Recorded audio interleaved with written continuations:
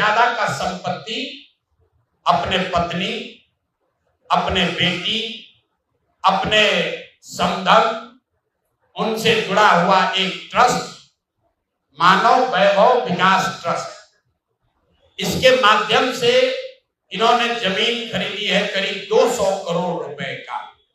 और सारा डीड एक एक जिस दिन का ट्रांजैक्शन है वो सारा डीड आपको यहाँ पर आप चाहे तो उसका फोटोकॉपी ले सकते हैं। 19 में इन्होंने बेनामी जमीन खरीदी पीए के नाम पर, 21 में उस जमीन को वापस अपने बेटी के नाम पर लिखवाया। 10 लाख रुपया का ट्रांजैक्शन हुआ। जब इनकम टैक्स ने नोटिस रेंज किया तो भाई साहब ने जान बचाने के लिए 27 अप्रैल 2025 को, मतलब बेटी के एमपी बनने के बाद 25 लाख रुपया दत्त को, मिस्टर दत्त को फिर इन्होंने बैंक से ट्रांसफर किया।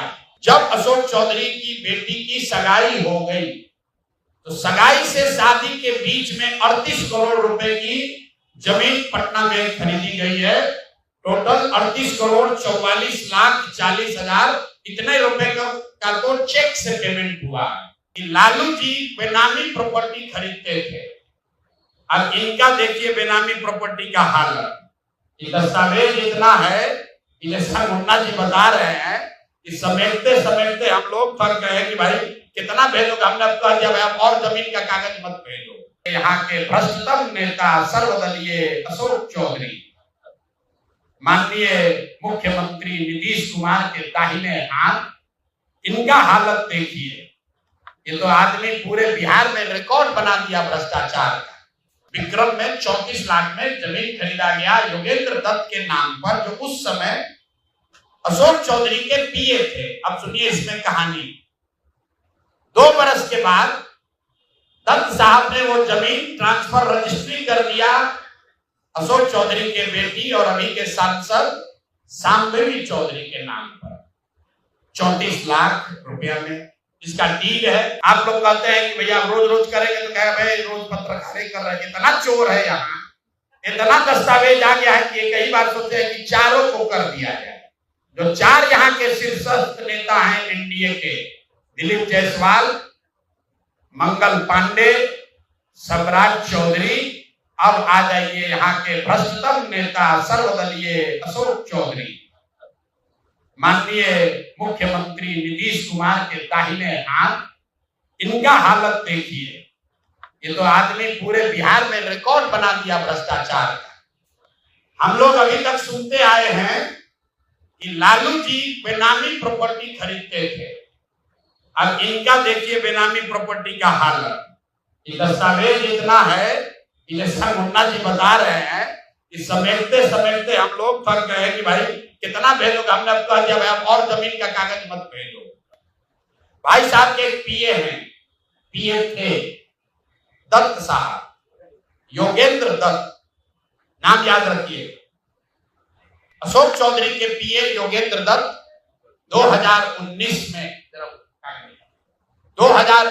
में अशोक चौधरी जी ने 34 लाख रुपया में योगेंद्र दत्त के नाम पर विक्रम में 1 एकड़ जमीन, करीब करीब 1 एकड़ जमीन, 0.7 एकड़ 23 कट्ठा जमीन इन्होंने खरीदा।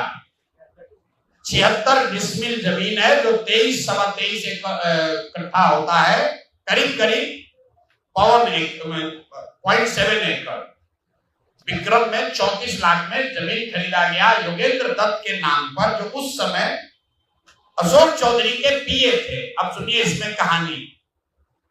2 बरस के बाद दत्त साहब ने वो जमीन ट्रांसफर रजिस्ट्री कर दिया अशोक चौधरी के बेटी और अभी के सांसद सांबवी चौधरी के नाम पर 34 लाख रुपया में।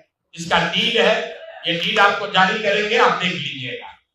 अब इसमें नई बात, अच्छी बात क्या है, नई बात क्या है, 34 लाख रुपया में जो दत्त साहब ने जमीन खरीदी थी और यहाँ रजिस्ट्रार ऑफिस में लिखा गया 34 लाख रुपए में दत्त बेच रहे हैं जमीन सांबवी चौधरी को, और एक दत्त साहब को पैसा कितना गया बैंक से, 10 लाख रुपया। वो बैंक का अकाउंट डिटेल है, जरा दीजिए, तारीख आपको बता देते। 2 साल के बाद जो जमीन अशोक चौधरी ने अपने पीए के नाम पर खरीदी थी, वही जमीन वापस 2 बरस के बाद अपने बेटी के नाम पर लिखवा लिया और 34 लाख के रुपए के जमीन के एवज में अशोक चौधरी ने दत्त साहब को 10 लाख रुपया बैंक से भेजा। यहां तक भी बात ठीक है भाई, ये कह सकते हैं कि हम बाद में पैसा दिए होंगे। इसी बीच इनकी बेटी चुनाव लड़ने चली गई, तो इनकम टैक्स ने इनको नोटिस किया कि भाई आपकी जो प्रॉपर्टी है वो 34 लाख की है और बैंक में आप सिर्फ 10 लाख रुपया दिखा रहे हैं, बाकी का पैसा कहां? तो 10 लाख जमीन इनकी रजिस्ट्री हुई है।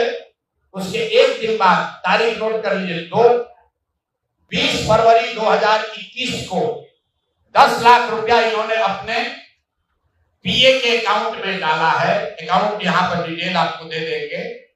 और 34 लाख रुपए का जमीन वापस इनसे ले लिया। जब इनकम टैक्स ने नोटिस रेज किया कि जमीन है 34 लाख का और अकाउंट में सिर्फ 10 लाख रुपया ही दिख रहा है, तो 4 बरस के बाद 27 अप्रैल 2025 को जमीन लिखवाए हैं 2021 में। इनका क्रेडिबिलिटी देखिए, जमीन रजिस्ट्रार ने लिख दिया। आप हम जाते हैं, उसको खड़ा करके पूछता है भैया कहाँ है रुपया, कहाँ दिए? ये 19 में इन्होंने बेनामी जमीन खरीदी पीए के नाम पर, 21 में उस जमीन को वापस अपने बेटी के नाम पर लिखवाया। 10 लाख रुपया का ट्रांजैक्शन हुआ। जब इनकम टैक्स ने नोटिस रेज किया तो भाई साहब ने जान बचाने के लिए 27 अप्रैल 2025 को, मतलब बेटी के एमपी बनने के बाद 25 लाख रुपया दत्त को, मिस्टर दत्त को फिर इन्होंने बैंक से ट्रांसफर किया। तो मैं आपके जरिए अशोक चौधरी जी, जो अपने आप को महादेव का भक्त बताते हैं, हमको तो लक्ष्मी के ही भक्त ज्यादा दिखते हैं, महादेव के भक्त नहीं है, ये लक्ष्मी के भक्त हैं। अगर आपने 34 लाख रुपए की जमीन अपने पीए से अपने बेटी के नाम पर खरीदी तो उसका भुगतान क्यों नहीं किया? 10 लाख ही क्यों भुगतान किया? और अगर आप कहते हैं कि 10 लाख ही भुगतान तय हुआ था, तो फिर बाद में 25 लाख रुपया 3 बरस के बाद इनकम टैक्स के नोटिस आने के बाद क्यों किया? अब आपको हम एक छोटा सा केस बता रहे हैं, इसका वैल्यू 34 लाख है, लेकिन आपको ये इसलिए बता रहे हैं कि इनका मोडस ऑपरेंडी क्या है, क्योंकि उसके बाद अब जो आपको बताएंगे, ये भाई साहब पिछले 2 बरस में 200 करोड़ रुपया से ज्यादा का संपत्ति, 200 करोड़ रुपए से ज्यादा का संपत्ति अपने पत्नी, अपने बेटी, अपने समधन, उनसे जुड़ा हुआ एक ट्रस्ट, मानव वैभव विकास ट्रस्ट, इसके माध्यम से इन्होंने जमीन खरीदी है करीब 200 करोड़ रुपए का। और सारा डीड, एक जिस दिन का ट्रांजैक्शन है वो सारा डीड आपको यहाँ पर, आप चाहे तो उसका फोटोकॉपी ले सकते हैं। मैं एक बात क्लियर कर लूं, यहाँ जो मानव वैभव विकास ट्रस्ट है, हमारे पास उसके खिलाफ सबूत नहीं है।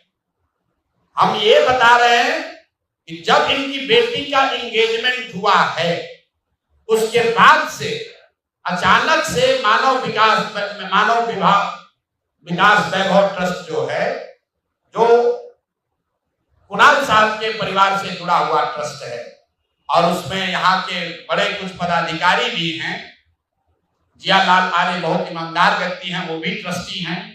तो मैं आपके जरिए उनसे भी आग्रह करूंगा कि सर, आपको जीवन भर ईमानदारी के लिए आपका नाम हम लोग जानते हैं, ये बताएं कि आपके ये न्यास के माध्यम से सैकड़ों करोड़ रुपए की जमीन कहां से खरीदी जा रही है, ये पैसा कहां से आ रहा है, ये पैसा कहां से आ रहा है?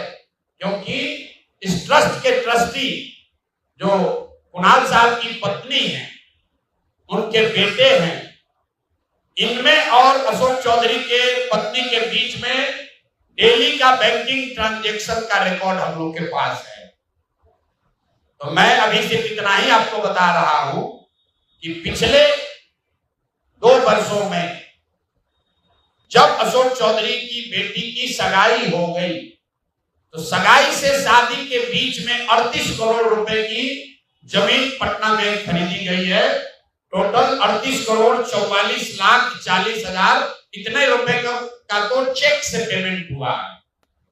चेक से पेमेंट हुआ है 38 करोड़ 44 लाख 40 हजार। 12/5/2022 को पहली जमीन ली गई 23 करोड़ 40 लाख 30 हजार रुपए।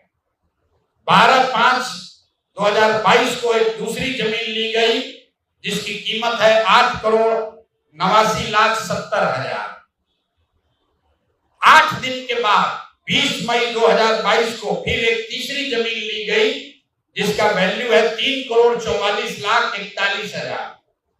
फिर 2 महीने के बाद 14 अप्रैल 2022 को जमीन खरीदी गई 7 करोड़ 20 लाख का। फिर 4 दिन के बाद 18 जुलाई 2022 को जमीन खरीदा गया 15 करोड़ 50 लाख का। और ये सारी जमीन इंगेजमेंट और शादी के बीच के डेट है, उतना ही आपको बता रहे हैं। और ये सारी जमीन का मालिकाना हक अशोक चौधरी की पत्नी या शायद कुणाल, उनकी माताजी अनीता कुणाल या उनसे जुड़ा हुआ जो ट्रस्ट है उसके नाम पर है। तो भाई इस ट्रस्ट में 1 करोड़ की जमीन भी नहीं खरीदी जा रही थी।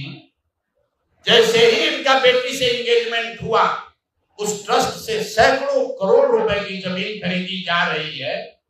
तो ये पब्लिक इंटरेस्ट में है कि ट्रस्ट से जुड़े हुए लोग ये आपको बताएं कि आखिर कितना पैसा उस ट्रस्ट में न्यास में आ कहां से रहा। और अशोक चौधरी जी या उनकी पत्नी जो उस न्यास में मेंबर नहीं हैं, उनसे इनका सीधा क्या संबंध है।